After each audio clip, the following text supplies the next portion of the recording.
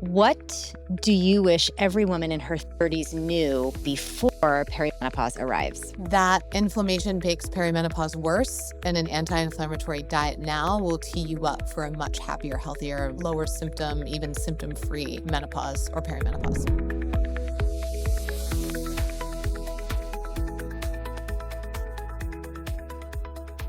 If you've been listening to the show, you know I don't believe in one-size-fits-all solutions because your body isn't one-size-fits-all. That's why we created Flow Living to support your hormones with both targeted supplements and the cycle syncing methodology. It's about giving your body what it needs when it needs it so you can feel more balanced, more energized, and more like yourself throughout the month. If you're ready to try it, you can get 25% off with the code podcast25 at flowliving.com. Perimenopause is one of the most misread phases in women's health.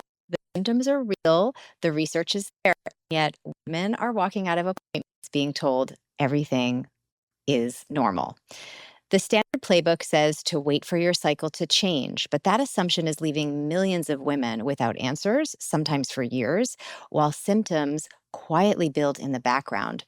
Dr. Robin Berzin is a Columbia-trained internal medicine physician, functional medicine practitioner, and the founder and CEO of Parsley Health, the first national functional medicine and longevity clinic in the U.S.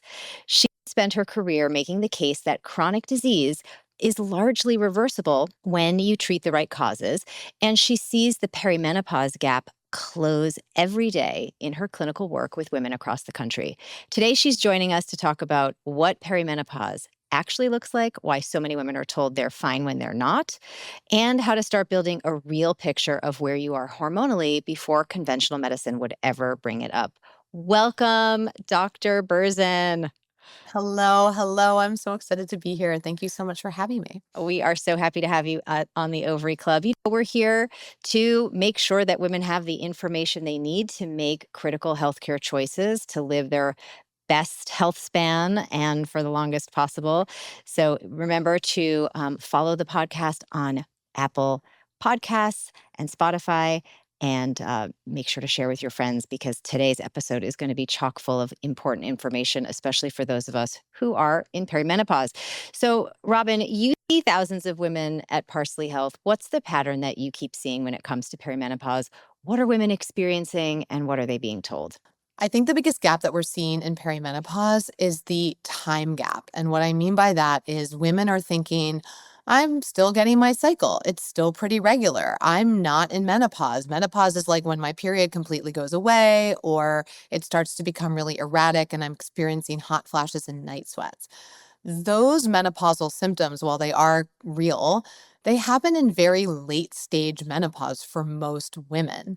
And what people don't realize and what we've completely missed the boat on educating women around is that hormonal changes are happening long, sometimes up to a decade before your last menstrual period, way before hot flashes and night sweats and irregular periods start. And that the symptoms sometimes don't look like what we think of as quote unquote hormone symptoms. And that's where we're seeing people get stuck, get frustrated, and really need help. Yeah, I mean, as you know, we've been friends for a long time. I've been telling women stages like, hey, perimenopause begins in the brain at 35, And I think it's so important that, and while menopause has certainly gotten so much airtime lately, right? This idea of that critical window before your last bleed being an area of time where you want to take action, I think so important. And it's a new conversation that I'm really excited that we're having today on the show. What's the biggest misconception you see women, carrying about when perimenopause actually begins? Aside from this age moment, what other misconceptions do you see? Well, I think that women aren't trained or taught to look for some of the signs and symptoms. And so they're hitting walls and getting frustrated. They're gaining weight and they're doing all the same things that they used to, and it's not working. They are in this weird window. So I'm here too. I'm 44, about to turn 45. My youngest kid is almost 5. And right now, I absolutely could have another baby. Like I am fertile. And at the same time as being fully fertile, I'm in perimenopause. And that looks like sleep changes, waking up in the middle of the night, having more inconsistent sleep. It looks like weight gain for some women, that nothing they did before or used to do works, and deep frustration. It looks like changes in libido that are coming and going. Sometimes that can actually look like a huge surge in libido. It doesn't just have to be with libido waning, it can be libido waxing. And so it can go in all different directions. It can look like anxiety and mood changes. It can look like ADHD getting unmasked for the first time. A lot of women of my generation didn't get diagnosed with ADHD and similar conditions when they were kids because they were sort of chalked up to being a boys' issue or weren't recognized at all, even for boys. And so in this time of life, as hormones are changing, some of these things get unmasked. Inflammation and autoimmune can also pop up.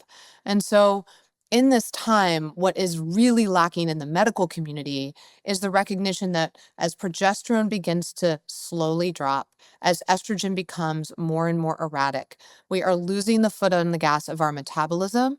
We are losing the lid on the pot of autoimmune and inflammation. And when we lose those two things start to move around. And in the regular medical community, there's no testing, there's no recognition of that. And what's missing is leveraging the fact that we can actually treat this to help women have a much, much, much better experience during this decade. Yeah, because it's not just about, let's say, ensuring the absence of these symptoms, right? It's really about preventing the progression of unnecessary disease states, autoimmune disorders, and other things that can happen from a, when these hormones are downregulating, we can start to have issues with metabolic syndrome, with cardiovascular issues. And so thinking about it not from a place of, oh, I'm going to just muscle through the symptoms and Right. deal with it. Really thinking about it as, how do I optimize this hormonal inflection point so that I'm not damaging my health span? Yes. That's the shift that we're talking about today. So, Yes. I've sort of like two questions I want you to do here. One is sort of, and you can do them in any order you want. I want you to walk us through what's actually happening hormonally in early perimenopause, because, this is not just like, a clean downward slope. And then I'd love to kind of learn more about how you tease apart the overlap of, between perimenopause and other dysfunction like thyroid and adrenal and blood sugar instability. How do you tease those apart clinically? So your pick, which Yeah. one you want to tackle first? And I love what you said about this being our health span moment, by the way. This is our Yeah, longevity moment, right? This is when that's we're right. losing lean muscle mass. This is when we're losing bone density quickly. This is when we are teeing ourselves up for higher rates of cancer, dementia, heart disease, osteoporosis. And so your point about this isn't just about symptoms and symptom management. And, so many women are told across their lifespans in various stages to muscle through whatever the symptoms are. And, we get that message over and over again. It is about the symptoms, but it isn't just about the symptoms. It's about the fact that this is a really opportune time to set us up for looking and feeling better in the next 1 year, 5 years, 10 years, and 30 years if we really pay attention, build lean muscle mass, build bone strength, invest in our cognitive function. And there's so many things we can do around it. So I look at this time as like the ultimate health span opportunity and not something to just, fix. And I would also add to that that it's not like, of course it's great to start at any time, right? Yeah. But you'll be able to speak to us a little bit more about the opportunity cost of not taking action in this critical window, because it's not like you can just, slap on some BHRT, right, hormone replacement therapy, and 100% regain all the collagen loss that you'll experience as estrogen declines. So intervening early is actually something that's preferable than waiting until you just can no longer tolerate, you're melting in a puddle of hot flashes and night sweats. Right? You shouldn't wait till it gets so bad. And thinking about it from a longevity perspective, I think might be the shift that could help us as women feel like it's worth taking those Right. steps. Well, because even if you don't have any symptoms, even if you're like, some women really don't have many symptoms in perimenopause and they don't have many symptoms in menopause. And, doing things like having an active lifestyle, building lean muscle mass, eating a low inflammatory diet, having a healthy gut, these things actually tee us up for a healthy, happy menopause. It doesn't have to be this horribly symptomatic I state. know. I'm 40. I just turned 49, and Ugh. I'm pretty asymptomatic, right? And so, but it's because I've had, my journey with PCOS. I've been unusually positioned from a young age to be doing all of these things with a diet that is glucose intentional, let's put it that way, in terms of my exposure, and constantly being is someone who's active and exercising and protecting lean muscle mass and all of those things. That's really, I think we should be thinking about how do we use not just pharmaceuticals or hormone replacement, but diet and lifestyle to Yeah. really make sure that our whole hormonal journey is one that is asymptomatic, right? And optimized. And I love that you're bringing in the conversation of diet and lifestyle, because no amount of HRT is going to outdo the diet and lifestyle conversation, right? You have to have it all. Yeah, All the HRT levers. is amazing, and we have been prescribing HRT for the past decade at Parsley Health to women and never stopped because we understood the data. Yes, And the reality is hormones have a huge place in treatment in this moment, and of hormones course. in terms of the data are a massive lever we have when it comes to female health span. And I actually believe that we will get to the place where instead of 5% of women being on hormone replacement therapy in their perimenopausal and menopausal years, it'll be 95% of women. I think that moving into a proactive, preventive stance when it comes to HRT is where we are headed. However, as you say that, you're right. HRT doesn't build your muscles. HRT doesn't build your bones. If you don't go lift those weights and jump up and down on a rebounder or jump rope or do something or do your sprints, you are not, your HRT doesn't improve your VO2 max, and it doesn't on its own lower your heart rate variability or improve sleep consistency, all of which are huge variables in our health span and longevity. I And I so, am just so excited that you are just I just want to put like a big giant parenthetical hug around what you just said, because it's so important. I think a lot of women feel, in my practice, they feel sort of blindsided, like, oh, all the things that I was doing before are not working. And at the same time, they feel kind of frustrated that they now have to do all of these things. Like, oh, now I have to eat it differently. I can't just eat pizza at 10 o'clock at night and get up at 6 a.m. and feel fine like I did when I was 18, 21. I mean, whoever really felt good doing that? But, that feeling that somehow now your body's betraying you and you have to, do all these more wellness oriented things. And it's so frustrating. But I think making peace with that and really taking ownership that you do have to get into right alignment with your body around diet and lifestyle, in addition to using whatever other tools like HRT.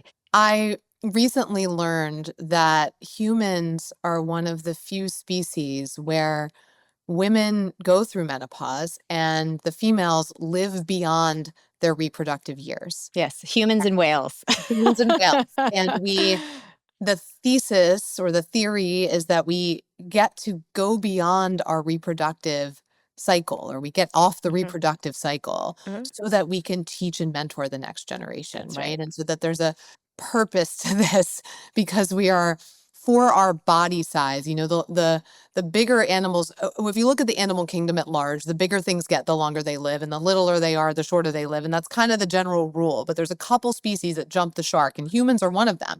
We live a very long time for our relative size in the animal kingdom, which no one fully knows why, but it's a very interesting thing.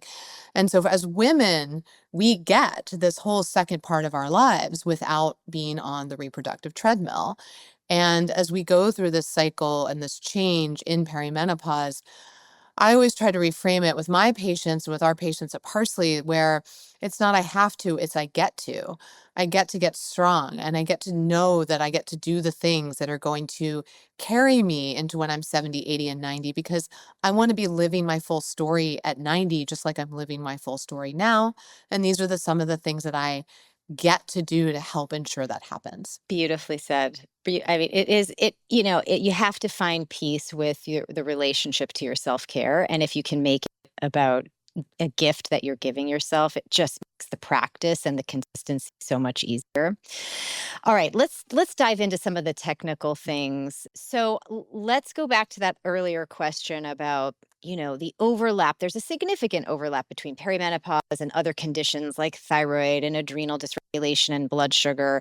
How do you tease those apart clinically? Number one is starting with in-depth testing. And this is not the testing your regular doctor is doing, because your regular doctor is looking at a very small handful of blood tests that are meant to catch later stage disease. They're not meant to map your body as ecosystem and understanding what is happening before you get very sick. So two different purposes. So we do a set of functional lab tests. We always look at thyroid function. We always look at sex hormones. And as much as we can, we also look at adrenal hormones, our cortisols and our DHEAS. And the reason for this is our hormones are all connected. They're all in this dance inside our bodies. Every single one of our cells has receptors for all of these hormones. And as one changes, the other changed too.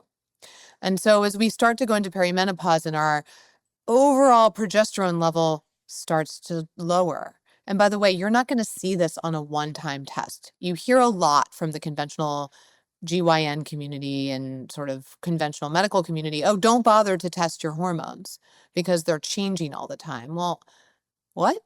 We're just going to live in the dark? No, test them twice a year. Or if you're noticing changes, test them twice or three times every other month over 6 months and get a baseline of where they're moving. Because yes, a random progesterone might look technically within the normal range, and a regular doctor will say, well, nothing's happening.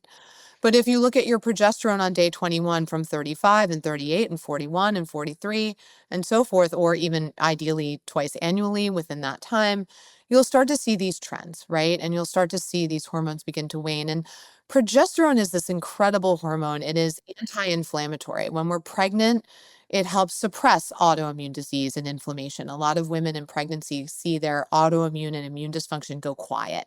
And then postpartum is a big time when we see autoimmune flares. Perimenopause and menopause, also a big time when we see this, because our progesterone, which is highly anti-inflammatory, also very calming to the body, important for sleep, is starting to wane. And at the same time, we're seeing our estrogen get, like I like to say, a very non-scientific term, a little wonky. Yeah, it's And up and down. It's yeah, highly it's up and erratic. down. And Yeah. it might have multiple cycles where it's doing A-okay. And it might be lower in one part of the cycle and then normal in a different part of the cycle. And so, you really do have to trend these things over time. And then for some women, I would say most women in our practice, I mean, we've treated 60,000 patients at Parsley Health, almost 80% of them women. We do see men as well, but most of them women. And in those, I would say close to 80% lose their testosterone in perimenopause, menopause. There's roughly 20% of women that, for reasons I do not understand, I think are totally genetic because they are not attributable to exercise or diet or something, keep their testosterone. They're like 70 years old and they have phenomenal testosterone. Don't know why. Most women, they're seeing that testosterone wane too. And so in this moment, our hormones are shifting. They're putting pressure on our thyroid hormones, our adrenal hormones.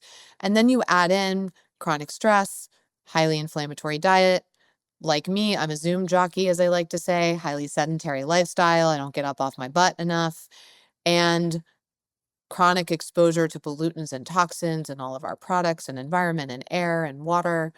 And you add all those pressures on, and then you have a system that is suddenly having a harder time keeping up than it used to. Yeah. And so to answer a question of how do we tease all that out? Well, this in-depth set of blood work that looks at nutrients, metabolic health, thyroid health, yes, hormones, but not only hormones, inflammation, heart health, allows us to see which body systems are kind of giving way first and need the most support right now.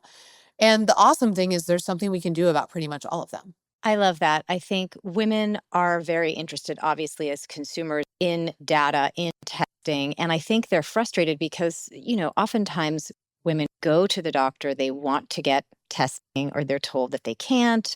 Or if they do get testing, it's testing that, you know, doesn't really help them feel like they're getting at answers that could point them in the direction of where to start in terms of recovery. Is there anything that she can do differently in appointments with doctors if she's not able to come to Parsley, where she could maybe advocate in a different way to get labs that could be useful to her and not leave her feeling dismissed? Yeah, I think there's a few things that we can do today. First of all, you can always ask your doctor, hey, have you run a full thyroid panel? Hey, have you looked at my sex hormones? I really want to know where my testosterone, estrogen, and progesterone are. I'm having these symptoms. Can we do a day 21? Meaning, if your cycle is roughly 28 days, you're about three-quarters of the way through your cycle. And can we do a three-quarters of the way through my cycle sex hormones? Can we make sure we're looking at fasting insulin in addition to a hemoglobin A1C? And by the way, the other thing you can do is everywhere nowadays has these lab panels available. Parsley Health has longevity labs available nationwide for $350. There's a million at this point other companies. I'm an advisor to Whoop, the wearable company. They have full labs, as does their competitors. Lots of places. Quest Diagnostics, go to their website. You can order yourself. And yes, it costs a little bit of money out of pocket, whether you get it through Parsley or you get it through Quest or you get it through any of these parties. It's all pretty much the same. But we live in a world now where you actually can go get this data if you want it, with a relatively reasonable investment. And I think that is at minimum a starting place for folks to start to get a handle of their own data. I think that what happens then a little bit too often is I see people get the lab tests on their own. They get the results. They get the AI report. They're like, okay, it's cool. I understand a bit, but maybe I don't really know what to do with this information. Then they take the report and they put it in your favorite your Chat GPT or your Claude or whoever your favorite AI friend is. Doesn't matter. Put it in there. You get another sort of AI digest with a lot of information. Don't know what to do with it. Then you take the lab data, you go to your GP. If you have one, if you're lucky enough to have a GP, you go to your GP and they like don't have time, training, ability to dive into it with you because that's just not the medical world they're living in. And so, there is that clinical gap, which is really what Parsley solves, because you do need guidance and support. But I do think that at minimum, getting some of this testing done has become more available than it ever has before. And I don't care whether you get it from Parsley or somebody else. I really don't. I think being empowered around your data and your own numbers is an amazing place to start. Yeah, I think, making sure that if you need the motivation of looking at labs to start taking action, to change your diet, to get to the gym, to do the things that you supposedly should be doing, in addition to seeking out a provider that will work based on those new data points. I think that sometimes is even more of the value of the labs than the lab values themselves, is just getting a person into action, because if you're feeling bad, you've got to change things up. If you've ever wanted to ask me your own hormone questions, the Ovary Club Insiders is where you can do that. You'll get access to private podcast episodes where I answer real member questions with clear, science-backed guidance you can actually use. Join us at alisavitti.com/insiders. What about stress and metabolic health? How does that factor into perimenopause symptoms and how those show up? And why do those two things make it so much harder to get a clear picture of what's actually going on? Our hormones, again, are all connected. And when your blood sugar goes up, our hormones are all connected, and so is our blood sugar. And so when you're stressed and your cortisol goes up, your blood sugar goes up, because cortisol is a stress hormone that's getting you ready to get up and run from that lion. And so you need blood sugar coursing through your veins so that you have it available to your muscles so you can physically run. The problem is if you're always stressed and you're always high cortisol, or its cousins from the adrenals, or epinephrine, norepinephrine, so some of our neurotransmitters that also create that fight or flight, get up and go response. If that's always on, your lion is your email or your home life or whatever your work is or whatever's going on, you're always pumping out those neurotransmitters and hormones like cortisol, which means your blood sugar is often elevated. When your blood sugar goes up, your insulin goes up, because insulin is this really freaking cool hormone that takes blood sugar when it's too high and puts it away so that we can stay in a relative balance in our blood so that we don't pass out. When insulin goes up, though, testosterone goes up. And testosterone gets converted into estrogen. And guess what? When you're stressed, more of that testosterone gets converted into estrogen by an enzyme called aromatase. So you are losing testosterone faster and you're getting more estrogens. And then those estrogens are being metabolized and broken down. And so you end up in this whole vortex that is kicked off by chronic stress that impacts everything downstream, including your blood sugar and your hormones right along the way. So whenever we hear stress is in our heads and we address stress and mental health as if they're a mind problem, I always remind everyone that stress lives in the body. This is a body experience. This is a body level experience. And so what we see is that women, especially in this life stage, right? We're the sandwich generation. You and I both have young kids. I don't know what's happening with your parents. Mine are in their early 80s, right? We've got jobs. We're sort of in the peak overwhelm of life. So there's a lot of chronic stress happening. And then a lot of women, especially because we're conditioned to dismiss our own symptoms, chalk everything up to stress. And the actuality is you're correct. It is stress. You are not wrong. But what's happening is a true neurohormonal endocrine phenomenon that is causing real physiological changes, including abdominal weight gain, increases in visceral fat, the depletion of your lean muscle mass, and the depletion of your bones. The number one thing I want every woman to do as she's 35 ideally, or even younger, but especially if she's 40 or older, is get a full body DEXA and look at body composition. I want us all to throw away the scale because the scale is pretty useless. I don't care what your weight is. I really don't even care what your BMI is. I only care what your body composition is. I want to know what your muscle mass, your bone density, your fat mass is, your visceral fat, which is this highly inflammatory, not so great active fat inside the body around the organs. And I want to use that as my driving metric for how we sustain strength, metabolic health, even cognitive function, and then give our sex hormones, which guess what, are going to change. We're not going to stop menopause from happening. So give our sex, Not yet. not yet. People are Give our working sex on it. hormones, I know. Well, I mean, we can stop a lot of it in terms of taking HRT, right? But not stop it, but we can ameliorate We can the offset negative. what's happening. We can But yes, offset a lot of the there negative. are people who are working on, how do we preserve ovarian function and, Right. in terms of endogenous Forever, hormone right. Well, production. there's That, also people working on, living to 200 and yes. cryogenically freezing our brains and the singularity, and that's all really awesome, but I, am such a pragmatist and I live in the here and now, and so I'm like, "That's great." But I am 44. I cannot wait until they figure Yeah, that it's out. not going to benefit us, but I think it's very No. cool that that's a possibility, not the Yeah, freeze, it not the is. cryogenesis, but the Yeah. ovarian health. Well, it's interesting when you talk about, all the little cascade of the neurohormonal endocrine dysregulation that you just sort of outlined. It's when should a woman start to think, okay, this isn't just my lifestyle and my diet.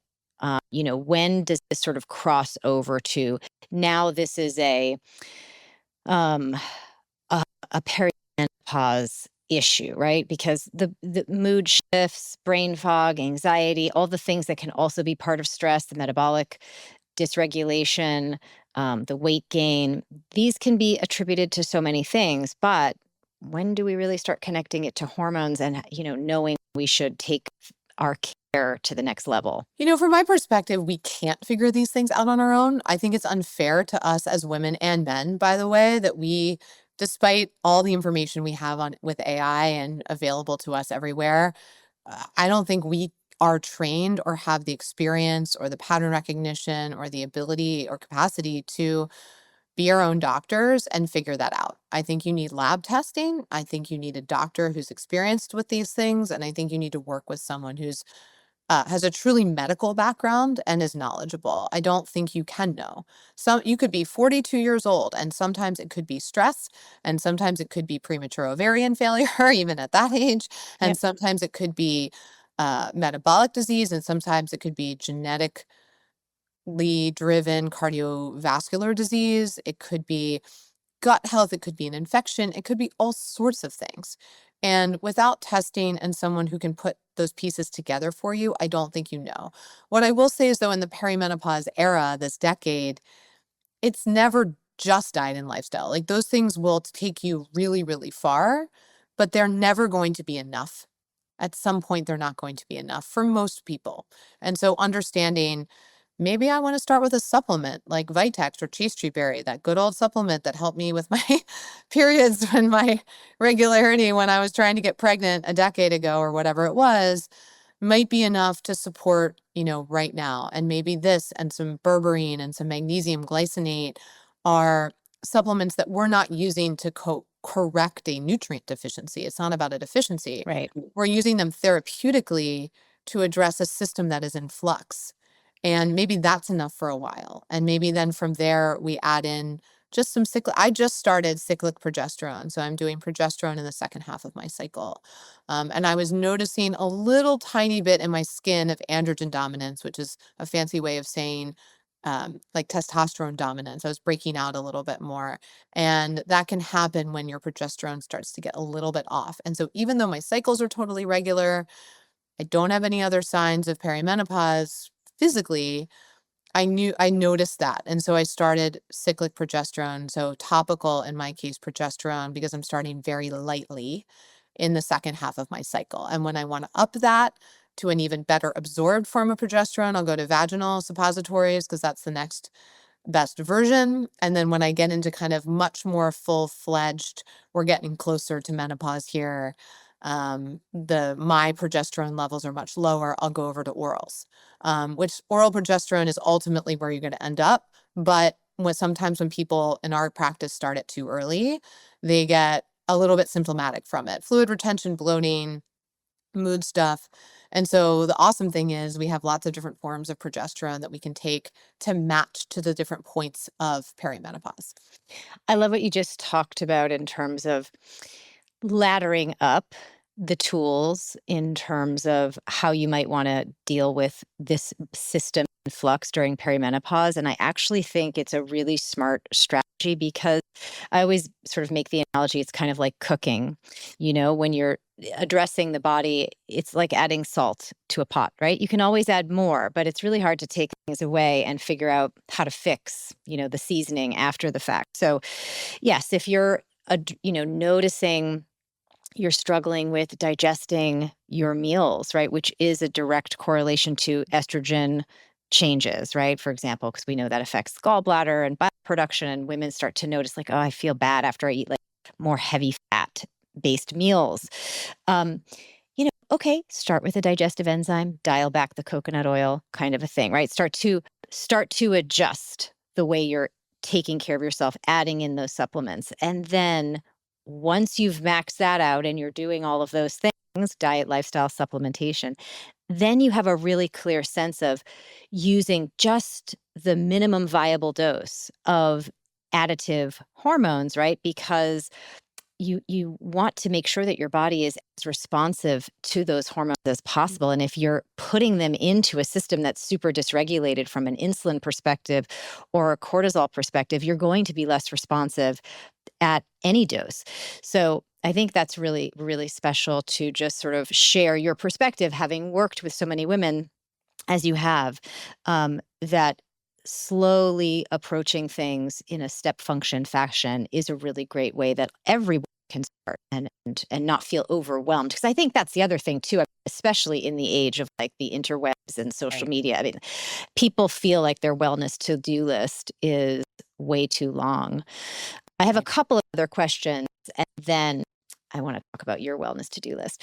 Okay, so you've written about the estrogen dopamine connection very specifically. What does that look like clinically, and why does it catch women off guard? So one of the things that happens during the perimenopausal to menopausal era, as we've talked about, is that our estrogen levels become inconsistent and start to get lower overall over time before really depleting and going away in actual full-fledged menopause. And there is a really strong connection between estrogen and dopamine in the brain. And dopamine is our reward center. It's our executive function and focus center.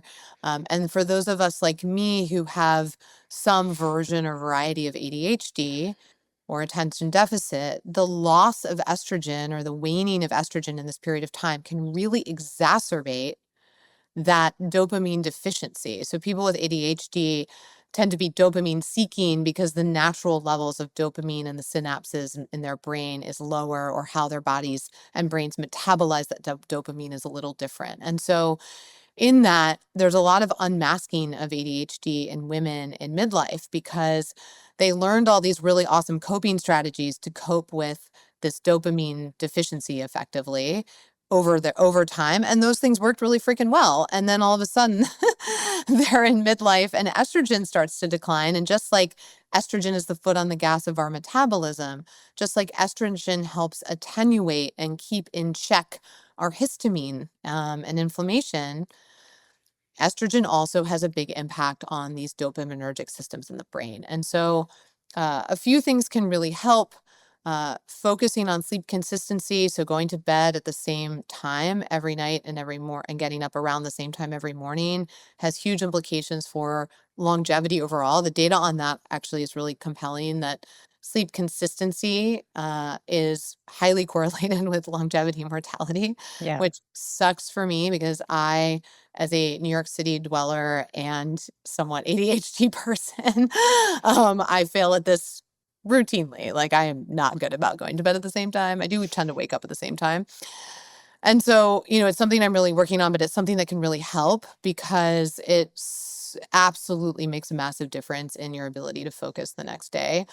The other things that can really help are exercise. So exercise, including exercise snaps, like little breaks throughout the day, doing squats, going for a 5-minute walk, doing jumping jacks. These things, just standing up every hour that you're at your desk, can make a huge difference in heart rate variability, modifying the stress response, and overall improving focus and attention. So there's things we can do about it. And then, of course, the third thing being starting hormone replacement therapy. So starting some low dose estrogen, working with your provider to figure out what's the right time for that, can also then really help give that boost. But it can be really disruptive and dysregulating for women, especially who suddenly feel like they can't hold focus or pay attention. And it gets reported a lot as brain fog. But when we dig into it a little bit, it's not a fog so much as it's scattered feeling, inability to hold attention, this sudden forgetfulness. I think I have dementia. I think I have early Alzheimer's, but you don't. You're just not able to pay attention in the same way. And so teasing that out is really helpful. And I think it's a valuable thing for anyone who's listening, that's going through perimenopause, because whether you have ADHD or not, this estrogen dopamine relationship is going to be impacted by the Right. downregulation of estrogen production by the ovary. And so regardless of the ADHD situation, you may also find you have some of these similar symptoms, and the same suggestions that Dr. Berzin is making are useful, again, across the Mhm. board. I think we all can appreciate that a good night's sleep makes us feel more focused the next day. And it's silly that we have to kind of be reminded, like, to take care of ourselves in these basic ways, which leads me to a very interesting thing I've wanted to talk to you about for ages now, which is this interesting thing that I notice in the biohacking community and motherhood, right? Because oftentimes women are, because we're having children later than we typically have been historically, we are in the thick of motherhood during perimenopause. Mhm. Right? I know I am. I mean, I had my first at 37 and my second at 44. So, you know, it's a totally different reality being a mom in the only experience I've had is being a mom in perimenopause. And, I think that when we think about wellness and biohacking and sort of these like rigid schedules, daily wellness routines, right? They seem to feel a little incompatible, right? And unsustainable, right? And then my God, I'm staying up all night breastfeeding. Is this screwing with my HRV levels? And, there's, I mean, it's a The little, answer is yes. Yes, it is. but there are some protective things happening. I mean, every time you're up breastfeeding, you're secreting oxytocin, right? Mhm. I think too, it can be very, unnuanced to just say that motherhood is a liability from a health perspective, because that is sort of it's like not directly being said in the biohacking community, but I'm starting to see things like, okay, here's my perfect daily routine. And I'm thinking, okay, but then when you have the children, that routine is not Yeah, going to our work. routine is out the window. But Yep. I have found that I've become the healthiest version of myself in this decade of being a mom, Mm. during perimenopause. And I've breastfed 7 out of the 11 years that I've had my 2 kids. I know that's a whole other conversation. Um, Not contiguously. It was 3 years for the first one and then 4 years for the second one. But, um, yeah, what do you have to say and share from your own lived experience and your own medical experience about motherhood and perimenopause and longevity? I'm just going to let that be like a wide open. Take it as you like, my friend. Well, I love the data that women who have babies older live longer, right? And there's Let's clap for let's that. not for that, which, it's not clear. Is it because you were healthy enough to have a baby older that there was other health factors that then meant you were going to have sort of higher longevity anyway? Like I we think don't that plus the we don't added. exactly know why, It's but probably multifactorial. It's yes. not just that. I think it's also the beautiful exposure to pregnancy hormones and the Mhm. postpartum, if you choose to breastfeed, all of the things that happen with prolactin and oxytocin. I think we have no research has been done on why this is the case.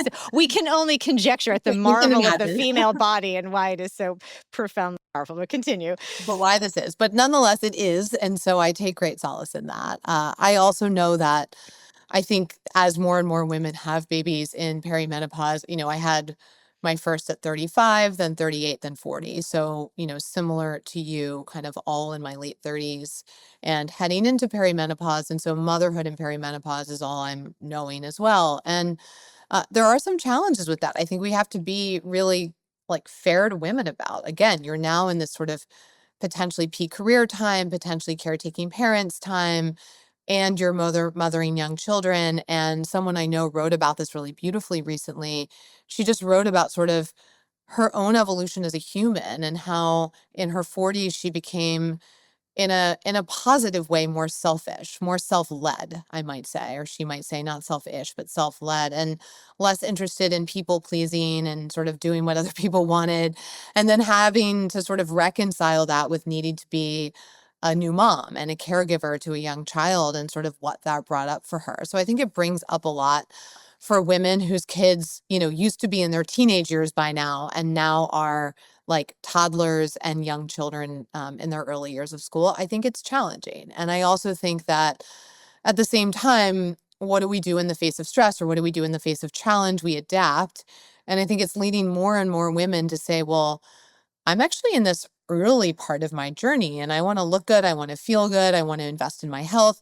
And in fact, if I don't, it's a survival mechanism. Like, I need to sleep well. I need to exercise. I need to keep inflammation low. I need to be strong and build lean muscle mass because the demands on my body at this time are such that I can't mom and maybe work if I'm also doing that and caretake and be there for everyone else in my life if I don't really take care of myself. And so I think you see Gen X and millennial women really approach their health very, very differently than generations before them. And I think some of it's out of awareness and education, and some of it's out of pure necessity. But necessity is the mother of all great invention. So, okay, here we are. I love that. I think that the more, motherhood is an opportunity to not just be engaging in maternal energy towards your offspring, but also towards yourself, right? And so that could look like being self-led or more selfish or just having better discernment and boundaries around what you're going to say yes and no to. And whether you're having your, the toddler lifestyle during perimenopause, right? Um, the reality is, motherhood or not, you do have to practice that same discernment and that same boundary setting and that same degree of self-care and directing that maternal energy towards yourself in perimenopause to thrive during this decade with all the things that you're recommending women do from this whole discussion, that requires your time and your effort and, love for yourself. And so I just think motherhood is another lever that you can lean into to kind of help you reorient yourself to a relationship that is, self-care forward. Okay. I guess I know that women always love to hear, like, what's my daily routine? So, what's your daily wellness routine? Because you're just as busy as me. And what are the things that you do at this stage of your life that are making a difference that you think are really big levers from a perimenopause perspective? Quite a few things, everyone. I am not a minimalist when it comes to what I'm kind of putting in at this stage of my life into my health. And it starts every morning with I'm up at around 6:30. I have my double espresso and I call it my espresso meditation instead of my espresso martini because I meditate with my little double espresso for 15 minutes every morning, including if I have a kid sitting on me or two, or it's loud. If I don't meditate every morning, my day is not the same. My ability to focus, my energy, my calm, my mood. So it really is my, there was all those old like ads about mothers helpers and moms with like the wine at the end of the day. This is literally my sort of morning Xanax, but it's in the form of meditation. And then I am intermittent fasting most days, not every day. I do eat breakfast some days. And when I do, I start with 25 grams of protein to balance blood sugar. Whatever meal is first, whether that meal is at 8 a.m. or 11 a.m. is when I usually break my fast. I am starting with protein to balance blood sugar throughout the day, which is really important for me. I find that, and the research shows intermittent fasting, um, not right for everyone, but for a lot of women works great, and is one of the levers that we have to increase metabolic flexibility, which is your ability to burn fat for fuel. And so I'm not eating less, but that's what feels the best in my body. And so around 11, probably 3 or 4 days a week, I'm eating for the first time. And then in terms of like activity, this is one that I got diagnosed with osteopenia in my hips last year when I was 43 on full body DEXA, and I was shocked. And so I've been on a bit of a bone health crusade, and that really jump started me and back to data and motivating you to take action. I was not serious about any sort of weight training, to be honest with you. I've always been like a yoga girly. I had picked up Pilates because my entire core was like flapping in the breeze after 3 kids, and I could see that it was hurting my back. And like I couldn't even engage my abdominal muscles. They were just like not firing, like not connected to my brain anymore. And yoga wasn't doing it. And so I started Pilates, even though Annie, if you're listening, I love you, but Pilates is not my thing. Like I never really liked it, to be honest with you. I kind of still don't like it. But I love my teacher, and it completely turned my core back on, helped my back, helped my posture, like rehabilitated a lot of muscles that after 3 pregnancies had just, again, were offline. They'd become disconnected. So I was doing Pilates and I was also doing yoga, but I really wasn't strong. And when I saw it in my bones so early, I was pretty shocked. And so I'm weight training at least twice a week, sometimes 3 times. I'm doing Pilates at least once a week. I'm doing yoga on my own or in class at least twice a week. The thing that I suck at is any form of cardio, but I'm trying to make myself do the short bursts. So the data shows, lucky for me, that like 2 to 3 minutes, 4 minutes a day of high intensity cardio is as good as doing what I call long haul cardio. Mm-hmm. I'm lucky in that I live in New York City, so I walk the 10,000 steps thing just happens by virtue of living here. And whenever I go to other places, like I'm going to LA next week and I'm in the car all the time. Man, do I feel that. I feel it mentally. I feel it in my sleep. I feel it in my body that I'm just not walking. And so for all of you listening who don't live in a place where you walk a lot, there's a lot of downsides to New York City that I fully recognize, but the walking I think is one of the big pros of living here. And then when it comes to supplements, I've got quite a few on board as I think about my overall kind of health and longevity as a woman in this era. Magnesium is non-negotiable for bones, sleep, muscles, relaxation, ADHD. vitamin D3K2 for immunity, mood, and bone health. I take 2 bone-related supplements, Algae Cal Plus and a supplement called Bone Dia, which is actually a probiotic that helps you doesn't help you build bone, but helps you reduce the rate at which you're losing bone. I take a urolithin A supplement, which is one of the few sort of mitochondrial support energy type supplements that has any reasonable data that I think has anything even, let's say, close to worth continuing and giving a shot on. So I do take that one. I take a mushroom blend by Host Defense for general immunity, and I never get sick since I've started taking it. So I really appreciate that one. I take that one too. I yeah, put it in so my good. morning lattes. Delicious. Delicious. And such a, and maybe like some omega-3s. And so that's kind of the supplements. And then I've recently started cyclic progesterone topically in the second half of my cycle. And anyone listen who says that topical progesterone is not the best way to take progesterone, you're correct. I'm doing it very intentionally. However, I'm starting with a very light level of progesterone because I actually don't need a lot just yet. And then, as I said earlier in the podcast, I'll graduate in time to vaginal suppositories and then ultimately to orals later on. But I know where my hormones are and I know what I need. So all that's to say, I could go on and on and on. Sauna is a big part of my regimen, great longevity data, but I'm doing all the things. And I actually don't spend that many hours a day devoted to my wellness. Like most of my day is kids, work, social, partner life. But I fit all of these things in kind of here and there in the margins. Everyone always asks me, what time of day do you take your supplements? I tell all of my patients the best time of day to take your supplements is the time that you will actually take them. I do not care. Like people who get granular about that are completely missing the forest for the trees. Most people just don't take their supplements. For me, when I will take them is at night before bed. So that is when I take them, including my methylated B vitamins, and they do not disrupt my sleep whatsoever.